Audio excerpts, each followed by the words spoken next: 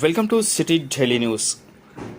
Lakshettipet excise circle పరిధిలోని excise శాఖ ఆధ్వర్యంలో అక్రమంగా ద్విచక్ర వాహనాలపై గుడుంబా మద్యం తరలిస్తుండగా ఎక్సైజ్ సిబ్బంది పట్టుకున్న ద్విచక్ర వాహనాలకు గురువారం నాడు వేలంపాట నిర్వహించారు. ఈ వేలంపాటలో 10 వాహనాలకు గాను ప్రభుత్వం నిర్ణయించిన ధర 70,600 రూపాయలకు గాను జీఎస్టీతో 1,11,623 రూపాయల వేలంపాట పాడి వాహనాలను పలువురు సొంతం చేసుకున్నారని లక్షడిపేట ఎక్సైజ్ సర్కిల్ ఇన్స్పెక్టర్ తెలిపారు. ఈ వేలంపాట కార్యక్రమంలో ఎక్సైజ్ ఎస్ఐ సిబ్బంది, వేలంపాటదారులు పాల్గొన్నారు.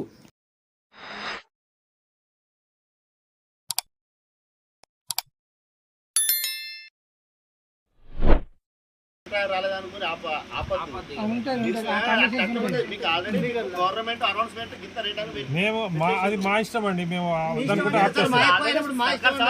లేదు, మేము ఆపేస్తాము. గవర్నమెంట్ రెవెన్యూ రానప్పుడు ఆపేస్తాము. అది మాది ఫైనల్ మాది.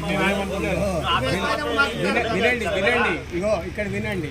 ఇప్పుడు అది డిసిషన్ అనేది మేము గవర్నమెంట్కి మేము ఆమదాన్ని తీయడం మా బాధ్యత.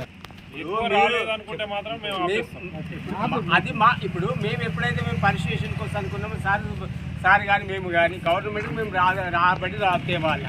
దానికంటే మీరు ఇంకా తెలిస్తే ఏముంటుంది, మేము ఎందుకు పెట్టడము? మేము 500 మినిమం పాడండి. ఇక దానికి బాగా 20,100 రెడ్డి,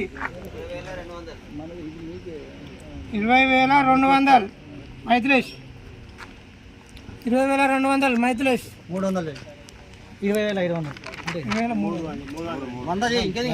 20,300 ఫారూక్,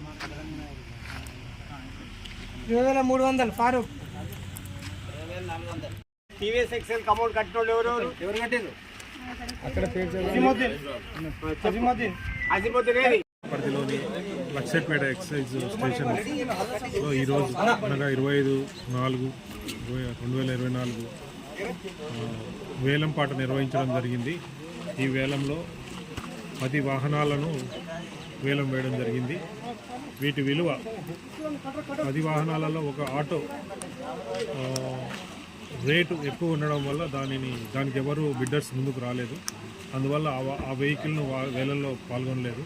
మిగిలిన 9 వెహికల్కు 9 వాహనాలను వేలం వేసిన వల్ల దాని యొక్క అప్సెట్ ప్రైస్ 70,600 ఉంటే మనకు 94,600 వచ్చింది. దీని మీద జిఎస్టీ 18% కూడా వసూలు చేసి మొత్తము గవర్నమెంట్కు 1,11,628 రూపాయల ఏదైతే ఈ వాహనాల ఆక్షన్ అమౌంట్ ఉన్నదో అది గవర్నమెంట్ చలానా రూపంలో గవర్నమెంట్కు జమ చేయడం జరుగుతుంది. ఈ విషయంలో ఇందు మూలంగా ఇంకా ఎటువంటి వెహికల్స్ మళ్ళీ ఫ్యూచర్లో కూడా వచ్చే అవకాశం ఉంటుంది. వీటిని కూడా మళ్ళీ ఆక్షన్ నిర్వహించి ఇంకా ఏమైనా వెహికల్ను తీయడం జరుగుతుంది. ఇప్పుడు ఒక ఆటో మిగిలిపోయింది. ఇది మళ్ళీ ఒకసారి మనం ఈ నెల లోపల మళ్ళీ ఒకసారి ఆక్షన్ పిలిపించి వాళ్ళకి ఇవ్వడం జరుగుతుంది. ఎవరైనా ముందుకు వచ్చిన వాళ్ళకు